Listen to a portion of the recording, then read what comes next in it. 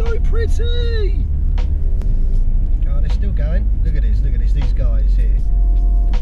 They've been shoveling the snow off the high street all morning. They've been all the way up the road here, shoveling it all up and spreading grit. 6 of them.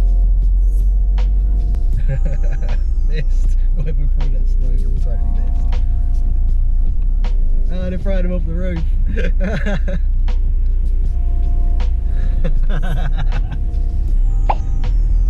Come on!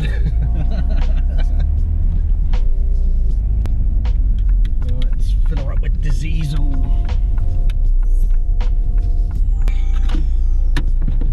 Let's see if the GoPro will hang out for a minute.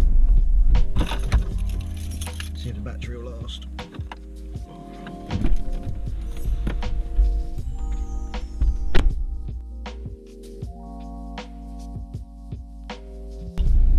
Yeah boy, full tank of diesel, that'll do me for the month.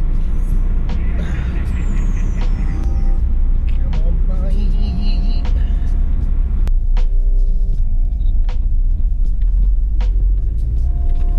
Sideways.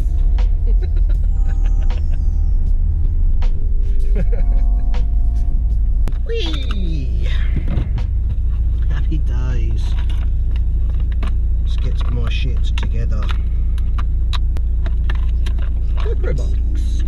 Right, shall we go indoors, shall we? Shall I do the hand thing? I've never done the hand thing before. Let's do the hand thing.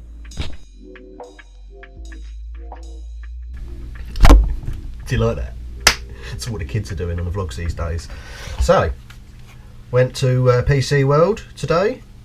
New GoPro session. Maybe a little bit, you know, late to the game with the old GoPro sessions. I've been running the Hero 3 and 4, so GoPro Hero 3 is getting jogged on now, and the GoPro 4 is doing the job of making this video right now.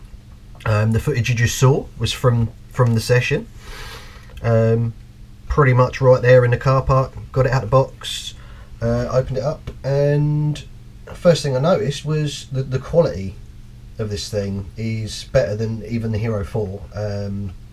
It's built really nicely. They improved the quality of the fittings. They're all made of slightly better plastic, which is nice. You know, even the surround is nice. It's really well designed. To begin with, I was like, how are we going to get into this? But you can get into here, which is nice. One weird thing is, what surprised me was it's using a USB-C Type-C connector. Which is a bit of a pain in the arse really, because the only one you get with it is like, you know, yay long, and I only have that one because nothing else I own uses USB Type-C cable. But not to worry, I will pick up another one. I'm not going to make this a particularly long video. If you want to see a proper review, then there's plenty of other videos on YouTube with all the breakdowns of the resolutions and, you know, loads of test and sample footage and stuff. But basics are, it will do 1080p 60 frames a second. It's what you want when you're into FPV. It'll also do 4K at a usable 30 frames a second. First GoPro I've had that can do that, so hooray for that. Some nice croppable 4K.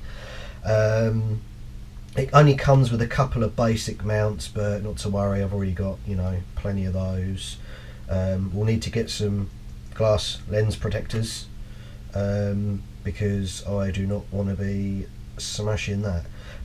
Actually, it reminds me, another thing I noticed when I went into PC World about like warranties, like no ball warranties, and they said they will do a warranty for £45 and it covers you for 3 years, and basically if you smash your GoPro, like, you can fucking hit it with a hammer, and they will just give you a new one.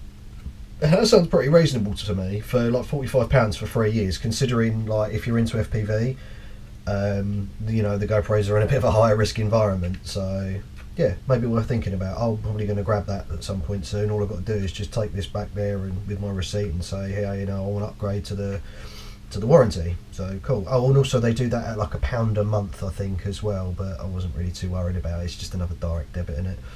I'd rather just pay it outright.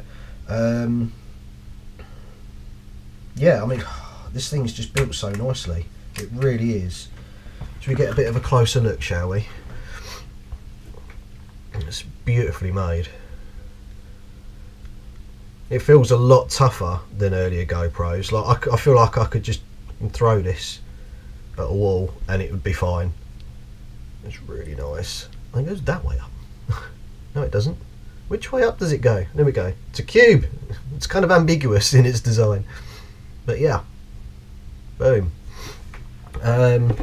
Not going to worry too much about, you know, what's in the box. You've got the usual instructions and crap. You got a couple of stickers. It comes with two types of mount, one helmet type mount and one flat mount, and just a cable. And that is that. So yeah, no unboxings here. What we'll be doing then is we're going to do some more testing. I'm going to do some 4K footage next, and we're going to see what that looks like scaled down to 1080p. I'm thinking it's going to look really nice, especially if what I've seen from others is going to be, you know, it's going to be like that, then it'll be nice. So yeah, 1440p, 2.7K, or I think they're the same thing actually, and 4K, 30 frames a second, boom. So yeah, watch out for those.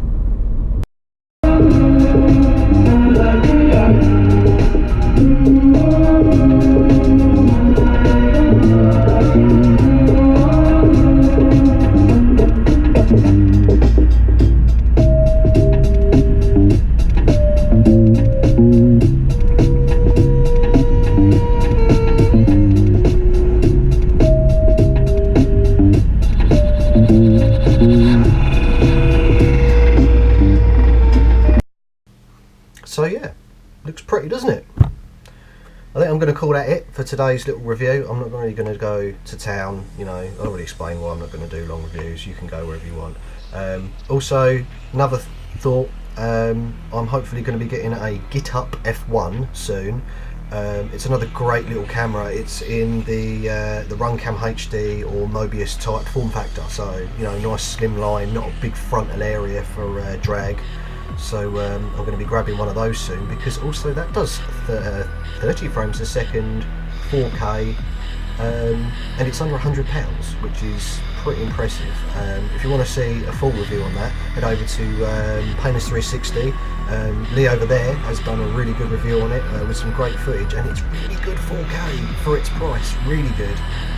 So yeah, check that out, and I will see you next time.